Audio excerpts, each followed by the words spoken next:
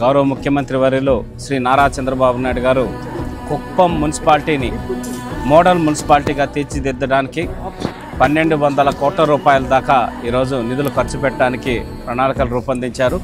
దాంట్లో భాగంగా కుప్పం మున్సిపల్ వాసుల చిరకాల కోరిక ఈ పార్క్ ఏదైతే ఉందో రాజా వెంకటపతి నాయుడు గారి పార్క్ని ఈరోజు జమీందార్ పార్క్ అంటారు.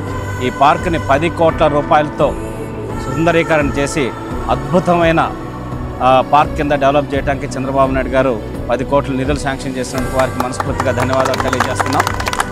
దీంట్లో amphi theatre, open gym, community hall కావచ్చు, ఇంకా వాకింగ్ ట్రాక్స్ కానీ ఇంకా ఎన్నో కార్యక్రమాలు అద్భుతంగా ఏదైతే ఒక హైదరాబాదు, బెంగళూరు లాంటి మహానగరాల్లో ఉండే పార్కులకి ధీటుగా ఈరోజు కుప్పం వాసులకి ఒక ఆహ్లాదకరమైన వాతావరణంలో ఈ పార్క్ని ఏర్పాటు చేస్తున్నందుకు గౌరవ ముఖ్యమంత్రి గారికి ధన్యవాదాలు తెలియజేస్తూ ఈరోజు దీనికి సంబంధించిన భూమి పూజ కార్యక్రమం జరిగింది.